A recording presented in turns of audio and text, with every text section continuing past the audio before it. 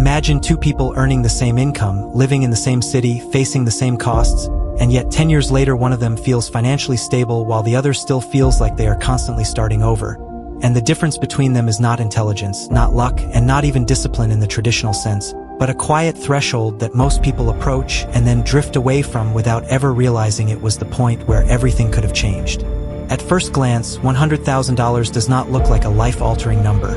especially in a world where prices keep rising and financial goals keep stretching further into the distance. But the importance of this number is not about what it can buy, it is about what it begins to do, because before this point, money behaves in a very predictable and almost mechanical way where effort directly equals output. And after this point, something subtle begins to shift as money starts, contributing to its own growth. This shift is not psychological, it is mathematical, and it comes from the nature of compounding, where small percentage gains applied consistently begin to produce outcomes that feel disconnected from the original effort.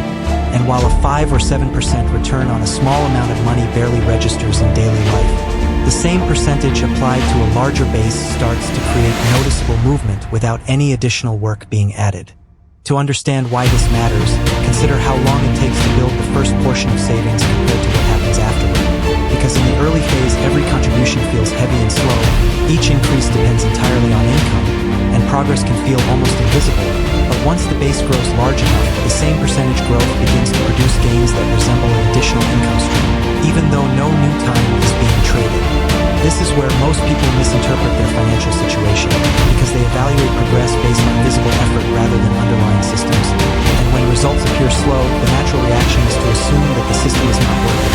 when in reality they are still in the phase where the system has not yet had enough scale to express itself fully, and so they adjust, spend more, reset their progress, and unknowingly move themselves away from the threshold that would have changed the entire trajectory. There is also a psychological layer to this, because humans are not naturally wired to appreciate delayed acceleration, and when progress is not immediately visible, it feels insignificant, which makes it easier to prioritize present comfort over future leverage, especially when the difference between saving and spending in the short term feels small, even though the long-term divergence between those choices can become massive over time.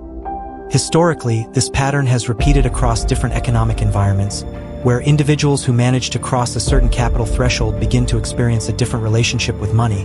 not because the rules change, but because the same rules begin to operate at a scale where their effects become visible,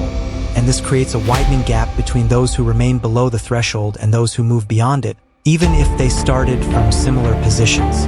It is important to understand that 100,000 is not a magical number, and in different contexts the exact threshold can vary, but it represents a general point where compounding starts to become noticeable enough to influence behavior, because when people see their money generating meaningful growth, their decisions often shift from short-term optimization toward long-term positioning, and that shift reinforces the system further. From a systems perspective, this threshold marks the transition from linear growth to early-stage exponential growth, where outcomes begin to accelerate not because effort has increased,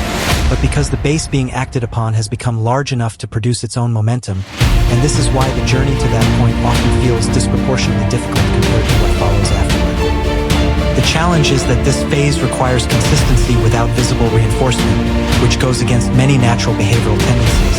and this is where financial progress often stalls, not due to lack of capability, but due to the absence of immediate feedback that would otherwise encourage continuation.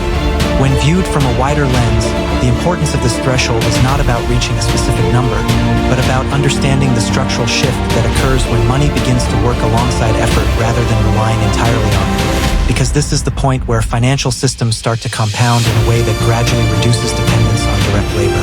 In the end, the reason this number changes everything is not because it guarantees a particular outcome, but because it represents the moment where the underlying mechanics of money begin to reveal themselves. And once that happens, the path forward is no longer defined only by how much you can earn, but also by how effectively your existing resources can grow over time, creating a different trajectory that is shaped more by systems than by effort alone.